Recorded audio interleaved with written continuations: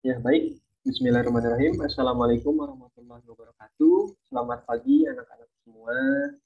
Bagaimana kabarnya anak-anak semua hari ini? Waalaikumsalam warahmatullahi wabarakatuh. Kabar baik, Pak. Pak. Baik, Pak. Ya, baik. Alhamdulillah ya, anak-anak. Semoga kita semua senantiasa diberikan kesehatan dalam menjalankan kegiatan dan aktivitas sehari-hari, serta aktivitas pembelajaran kita ya pada hari ini dan juga selanjutnya. Nah, kemudian di sini sebelum kita memulai kegiatan pembelajaran, alangkah baiknya kita berdoa terlebih dahulu ya. Untuk berdoa, kita akan dipandu ataupun dipimpin oleh Novia. Kepada Novia, silakan. Baik, Pak.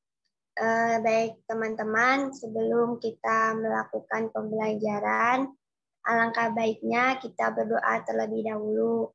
Menurut keyakinan dan kepercayaan masing-masing, berdoa dimulai.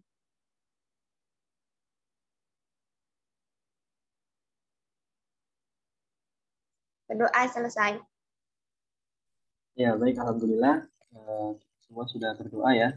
Semoga aktivitas pembelajaran dan juga ilmu yang kita peroleh pada hari ini bisa bermanfaat ya, anak-anak semua. Nah, kemudian di sini Bapak terlebih dahulu ingin mengabsen ya kehadiran dari anak-anak semua, dari siswa-siswa sekalian. Di sini Bapak akan memanggil nama-nama kalian satu persatu. Maya, apakah hadir? Hadir, Pak. Ya. Kemudian Susi. Hadir, Pak. Oke. Putri. Hadir, Pak. Oke. Novi. Hadir, Pak. Oke. Ya. Alhamdulillah ya. Pada hari ini siswa sekalian menghadiri semua ya.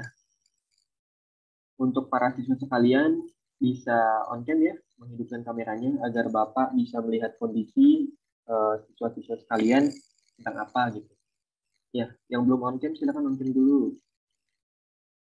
Oke, ya. Udah on cam semua ya. Nah, jadi terlihat ini wajah-wajah yang semangat ya untuk melakukan kegiatan pembelajaran. Nah, sebelumnya pada pertemuan kemarin kita sudah membahas materi mengenai kehidupan bernegara dalam konsep Negara Kesatuan Republik Indonesia. Nah, pada materi itu sudah dijelaskan ya mengenai bagaimana kehidupan bernegara dalam konsep NKRI dan juga diatur dalam pasal berapa dan ayat berapa. Nah, di sini Bapak ingin bertanya terlebih dahulu kepada anak-anak sekalian, apakah ada yang masih ingat dengan materinya? Siapa yang masih ingat materi sebelumnya? Maaf, apakah suara Susi terdengar?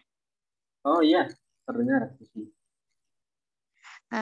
Kemarin itu membahas tentang kehidupan bernegara dalam konsep NKRI, yang mana jadi kehidupan bernegara dalam konsep NKRI ini diatur dalam pasal 1 ayat 1 Undang-Undang Dasar 1945. Yakni bahwasanya Indonesia adalah negara kesatuan dan berbentuk Republik Indonesia. Nah, walaupun terdapat banyak perbedaan dan keberagaman di Indonesia, tetapi Indonesia ini tetap memiliki satu tujuan serta cita-cita yang utuh. Kayak gitu, Pak. Iya, baik, Susi. Ya, terima kasih ya atas jawabannya. Jawaban dari Susi ini cukup jelas ya. Penjelasan kepada kita gitu kan. Walaupun memang pada kenyataannya, pada realitasnya, Indonesia ini terdiri dari keberagaman, mulai dari perbedaan bahasa, suku, agama, dan juga adat istiadat. Nah, itu bukan menjadi sebuah hal ataupun faktor yang justru membuat Indonesia harus terpecah belah, tetapi perbedaan-perbedaan tersebut itu menjadi sebuah ikatan ataupun menjadi sebuah kumpulan yang utuh yang berbentuk sebagai negara kesatuan Republik Indonesia. Jadi di sini ya untuk pertemuan kali ini kita akan membahas mengenai faktor pendorong dan juga faktor penghambat persatuan dan kesatuan bangsa Indonesia. Nah, mungkin di sini Bapak akan menampilkan slide PowerPoint ya yang akan dilihat oleh anak-anak sekalian. Nah, baik. Ya, di sini bisa anak-anak lihat ya sekalian bahwa di PowerPoint ini yakni tercantum ya materi pada hari ini yaitu faktor pendorong dan penghambat persatuan dan kesatuan bangsa Indonesia. Nah, kemudian slide selanjutnya. Nah, jadi di sini terdapat beberapa tujuan pembelajaran yang perlu dipenuhi dan juga yang perlu dipahami oleh siswa-siswa sekalian ya, Pak Didik. Nah, di sini bisa siswa-siswa lihat ya terkait materi yang disajikan. Nah, makna persatuan dan kesatuan. Nah, terlebih dahulu kita perlu mengetahui nih, apa sih pengertian dari persatuan dan kesatuan? Nah, persatuan dan kesatuan ini merupakan sebuah gabungan, ikatan, ataupun kumpulan dari beberapa bagian menjadi suatu kesatuan yang utuh.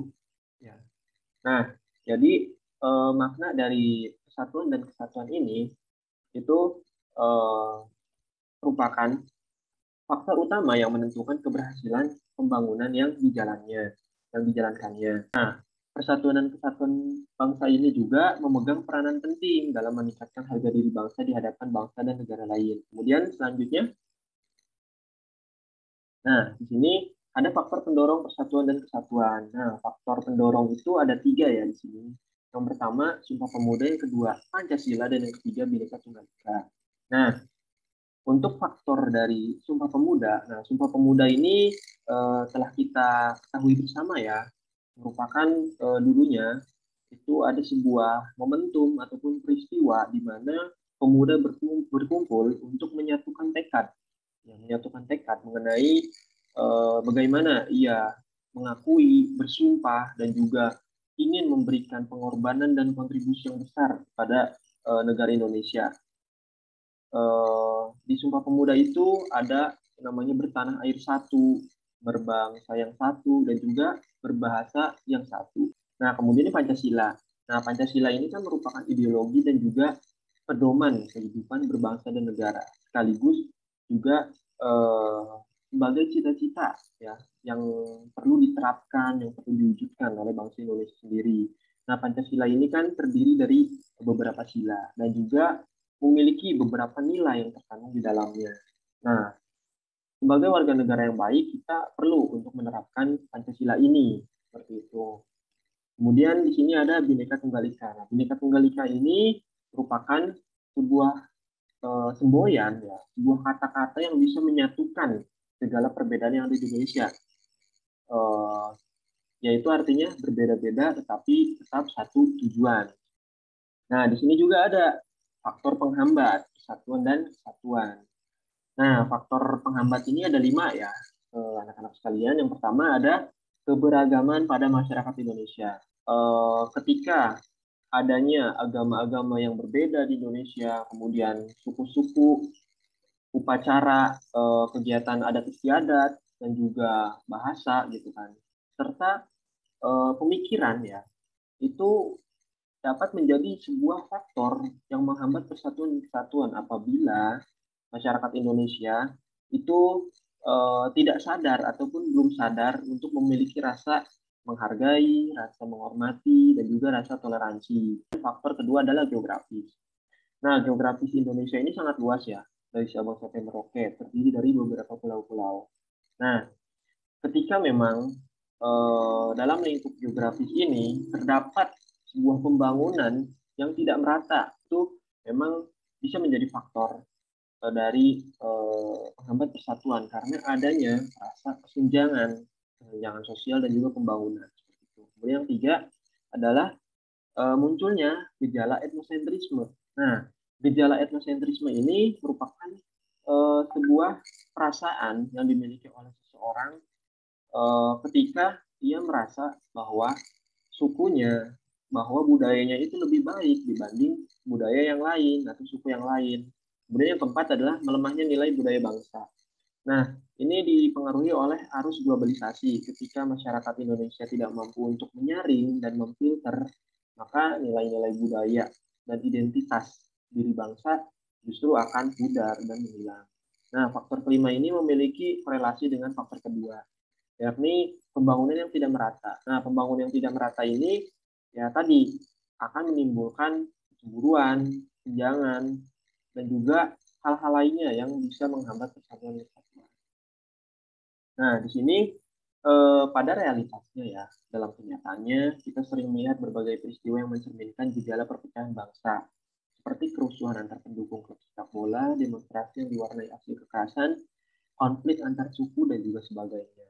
Nah, peristiwa-peristiwa tersebut apabila tidak segera diatasi akan menyebabkan rusaknya persatuan dan kesatuan bangsa. Selanjutnya, di sini Bapak ingin memberikan penugasan. Nah, jadi terkait instruksi penugasannya, yang pertama adalah bentuklah kelompok yang terdiri dari 3 orang. Kemudian penugasan diskusi dikumpulkan dalam bentuk paper. Nah, presentasikan mengenai hasil diskusi tersebut pada pertemuan selanjutnya. Nah, jadi untuk hal yang didiskusikan oleh anak-anak sekalian adalah mengenai peristiwa yang terjadi di tempat tinggal anak-anak sekalian yang memang berpotensi menghambat dan memperlemah kesatuan dan kesatuan bangsa, ya, seperti itu. Nah, maka dari itu agar lebih interaktif, di sini Bapak ingin membuka sesi pertanyaan. Jika ada yang ingin bertanya, silakan angkat tangan ya. Iya, silakan Maya Agustini yang mengangkat. Iya, Bapak, apakah suara saya terdengar, Pak? Iya, terdengar sangat baik. Saya ingin bertanya, Pak, mengenai materi yang telah Bapak jelaskan tadi.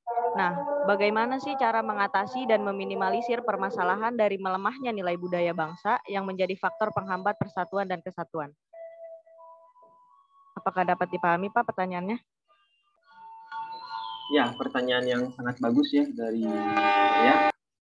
Nah, jadi di sini kita perlu mengetahui terlebih dahulu ya, apa aja sih penyebab dari melemahnya gitu kan, melemahnya nilai budaya bangsa. Nah, tadi seperti arus globalisasi yang memang masuk gitu kan, sangat masif gitu, yang mempengaruhi pandangan dan juga pemikiran serta gaya hidup ya dari warga negara itu sendiri. Nah, jadi untuk meminimalisir ataupun mencegahnya, nah kita perlu terlebih dahulu untuk mengedukasi, mensosialisasikan, dan juga menanamkan kembali nilai-nilai budaya bangsa yang memang sudah lemah gitu kan. Selain itu, kita perlu juga untuk bersinergi ya dengan pemerintahan, ya, dengan pemerintah melalui program-program kebijakan yang memang di situ menonjolkan kembali, memperkenalkan kembali kepada masyarakat luas mengenai budaya yang ada di seluruh Indonesia gitu. Baik itu bisa melalui televisi, melalui acara pameran-pameran, dan juga hal lainnya. Nah, kemudian selain itu, di bidang pendidikan, nah, di sini perlu untuk mencantumkan ataupun menaruh gitu kan, terkait kurikulum yang memperkenalkan budaya. Nah, agar warga negara yang berusia muda yang sedang mengenyam pendidikan itu sudah teredukasi gitu bahwa Indonesia ini memang memiliki budaya-budaya yang menarik, yang unik gitu kan, bukan sesuatu yang kuno gitu. Seperti itu ya, murid-murid sekalian. Bisa dipahami kepada Maya Agustini jawabannya? Bisa, Pak. Terima kasih. Iya, baik. Ya, mungkin dikarenakan waktu sudah hampir habis ya, maka dari itu kita akhiri kegiatan pembelajaran hari ini dengan mengucapkan hamdalah bersama-sama. Alhamdulillah. Alhamdulillahirrahmanirrahim. Ya, baik. Ya, terima kasih ya kepada murid-murid sekalian ya, kepada anak-anak sekalian yang sudah hadir di pertemuan kali ini. Semoga ilmu dan juga hal-hal lainnya bisa bermanfaat bagi kita semua. Seperti itu. Nah, mungkin cukup sekian pemaparan dari Bapak. Terima kasih. Wassalamualaikum warahmatullahi wabarakatuh. Jaga kesehatan ya. Semuanya. Waalaikumsalam warahmatullahi wabarakatuh. Terima kasih, Pak. Iya. Terima kasih, Pak.